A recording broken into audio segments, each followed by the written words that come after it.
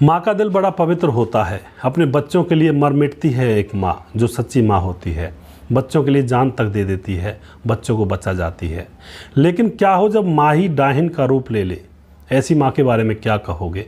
आज की घटना में ऐसी ही माँ का जिक्र है। दोस्तों, यहाँ पर क्या होता है, जिस प्रेमी से माँ रोज़ बनाती थी संबंध, उसी से करवाया अपनी बेटी का कई बार दुष्कर्म और फिर उसके बाद खुलता है बहुत बड़ा राज। आखिर क्या हुआ था इस घटना के अंदर? पूरी सच्चाई जानने के लिए वीडियो को अंत तक जरूर देखिएगा।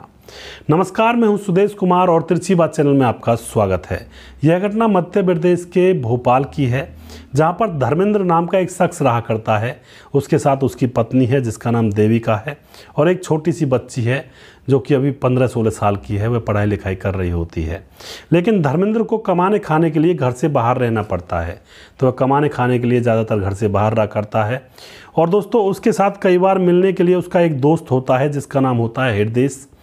वह धर्मेंद्र के साथ उसके घर भी आ जाया करता है। तो धर्मेंद्र की जो पत्नी थी देविका, उसका चाल चलन ठीक नहीं था।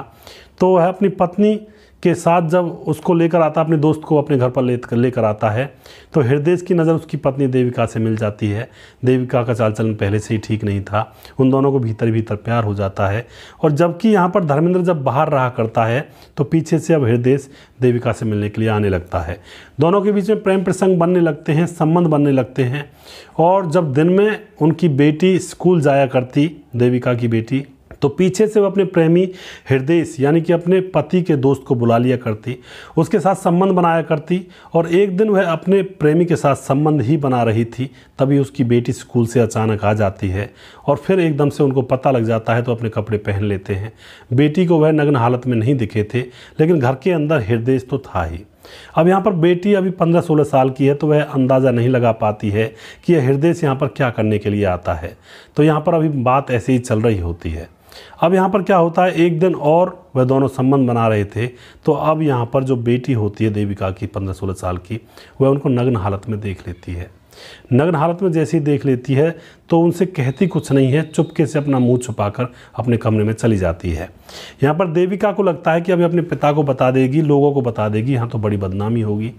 तो उसके बाद क्या होता है, देविका एक चाल चलती है, अपने प्रेमी से कहती है कि तुम मेरी बेटी का रेप कर दो, और जब इसका रेप हो जाएगा तो यह शर्म के मारे अपने पिता को कुछ नहीं बताएगी। और फिर जब यह अपनी बात को ही नहीं बताएगी तो मेरी बात को भी नहीं बताएगी, यानी कि इसकी बोलती बंद हो जाएगी।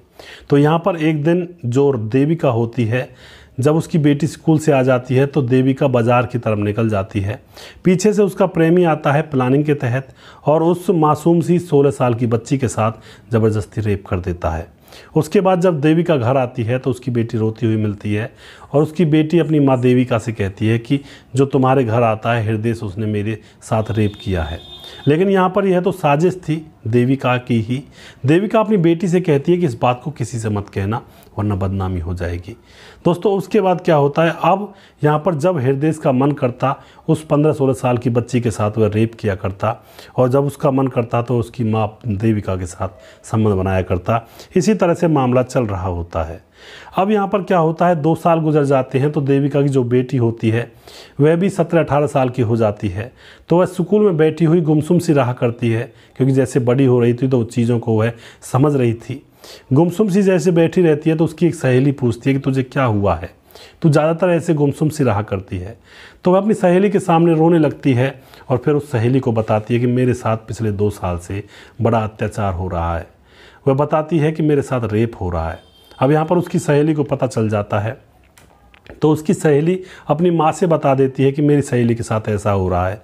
तो यहाँ पर जो सहेली की माँ होती है वह चाइल्ड हेल्पलाइन नंबर पर फ़ोन करती है, उन लोगों को बुलाती है और सारी कहानी बताती है।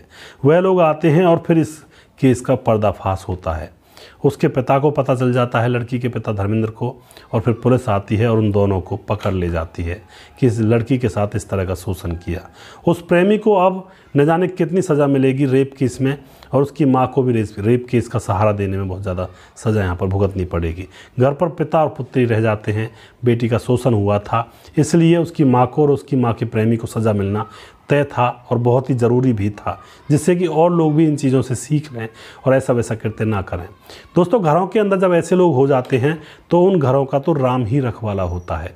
जिस घर के अंदर कोई अवैध संबंध बनने लगते या फिर कोई उल्टे सीधे काम करने लगता है, डकैती चोरी करने लगता है, उस घर का तो बस बेड़ा गर्क है। ऐसे घर में फिर बस भगवान ही रखवाला होता है।